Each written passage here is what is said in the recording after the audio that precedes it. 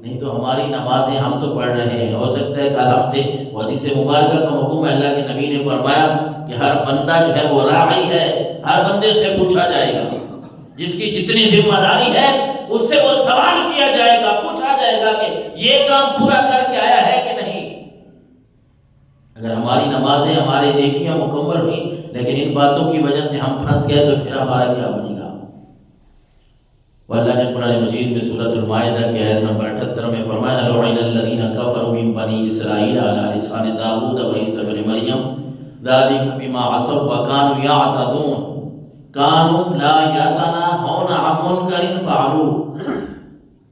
رب نے فرمایا بنی اسرائیل کے جو کافر تھے نا، اللہ نے حضرت داؤد اور حضرت عیسیٰ ابن مریم علیہ السلام کی زبان سے، رب نے دو نبیوں کی زبان سے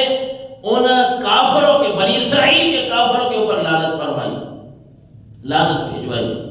کیوں؟ ذالک بما عصوا وکانوا یعتدون، حد سے بڑھتے تھے، نافرمانیاں کرتے تھے۔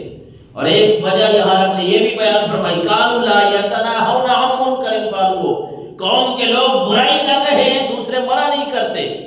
روکتے نہیں ہیں، ایک گناہ پہ جمے ہوئے ہیں، ڈٹے ہوئے ہیں لوگ، دوسرے ان کو روک نہیں رہے، منع نہیں کر رہے۔ اللہ نے فرمایا اس وجہ سے کہ وہ برے کاموں سے ایک دوسرے کو روکتے نہیں ہیں، میں نے اپنے نبیوں کو فرمایا ہے کہ ایسی قوم پہ لعنت بھیجو۔ اللہ اکبر۔ اور حضرت ابو موسیٰ رضی اللہ تعالیٰ عنہ فرماتے ہیں مومن تو مومن کا بھائی ہے نا، مومن کا بھائی بھی ہے، انما المؤمنون اخوہ۔ اور یہاں رب نے فرمایا، اللہ کے نبی نے فرمایا المؤمن للمؤمن کالبنیان، مومن کے لیے ایک عمارت کی طرح، ایک بلڈنگ کی طرح ہے۔ مومن کو سنبھالتا ہے، اس کا خیال رکھتا ہے۔ جس طرح کوئی دیوار بن رہی ہو، چنائی ہو رہی ہو، تو ایک اینٹ کے ساتھ دوسری اینٹ، دوسری کے ساتھ تیسری اینٹوں کو جوڑتے ہیں تو تب ہی ایک عمارت کھڑی ہوتی ہے۔ اللہ کے نبی نے فرمایا مومن کی یہی مثال ہے، جس طرح عمارت کی مثال کو لے لو، یشد بعضہ بعضا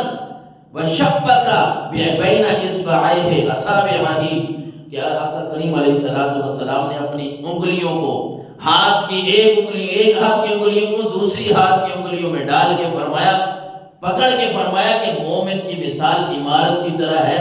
مومن ایک دوسرے کے ساتھ جڑے رہتے ہیں تو یہ مضبوط رہتے ہیں۔ مومن مسجد میں آئے، نماز پڑھنے کے لیے آئے، جھوٹ نہیں بولتا،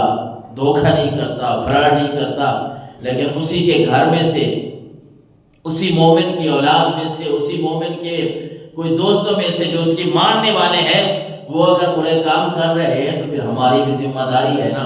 کہ ہم مسلمان جو ہیں، مومن ہیں، تو ہم اپنے دوسرے مومن بھائیوں کا بھی خیال رکھیں، ان کو بھی نیک راستے کی طرف لے کے آئیں۔ اللہ کے نبی صلی اللہ علیہ وسلم، بعض دفعہ یہ ہوتا ہے کہ ہم دعا کرتے ہیں نا، دعا قبول ہی نہیں ہوتی۔ رسول اللہ صلی اللہ علیہ وسلم نے فرمایا، ترمذی شریف کی حدیث مبارکہ ہے 2169 نمبر پہ، نبی پاک صلی اللہ علیہ وسلم نے فرمایا والذی نفسی بیدہ لتأمرن بالمعروف ولتنہون عن المنکر او لیوشکن اللہ ان یبعث علیکم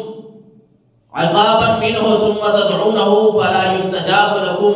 او کما قال صلی اللہ علیہ وسلم، حضور نے فرمایا لوگوں تمہیں ضرور نیک کاموں کا حکم کرنا چاہیے، تمہیں ضرور برائیوں سے رکنا چاہیے، لوگوں کو بھی نیک کاموں کا حکم دو، خود بھی نیک کام کرو، لوگوں کو برائی سے روکنے کی کوشش کرو، خود بھی برے کاموں سے روکو۔ اور پھر فرمایا اگر یہ نہیں کرو گے تو پھر ہو سکتا ہے اللہ تمہیں سزا میں مبتلا کر دے۔ اور پھر اس کے بعد فرمایا ثم تدعونہ فلا یستجاب لکم، پھر ہو سکتا ہے تمہاری دعائیں بھی رب قبول نہ فرمائے۔ اگر تم برائیوں پہ لگے رہے، نیکی خود کر رہے ہو، دوسروں کو نہیں حکم دیتے، برائیوں سے روکتے نہیں ہو، امر بالمعروف اور نہی عن المنکر کا حکم نہیں کر رہے، تو اللہ کے نبی نے فرمایا تمہاری پھر دعائیں ہو سکتا ہے قبول نہ ہو۔ اور ایک اور حدیث مبارکہ کا مفہوم بھی اسی کے ساتھ ملتا ہے، فرمایا اللہ کے نبی صلی اللہ علیہ وسلم نے فرمایا امر بالمعروف، نیکی کرو، نیکی کا حکم دو، برائی سے منع کرو، ورنہ یہ ہوگا کہ اللہ تم پر بدترین لوگ جو ہے وہ مسلط فرما دے گا۔ آج ہم بادشاہوں کی باتیں کرتے ہیں، اپنی حکومتوں کی باتیں کرتے ہیں کہ فلاں بندہ ہمارے سر پہ آ گیا، فلاں بندہ آ گیا ہے۔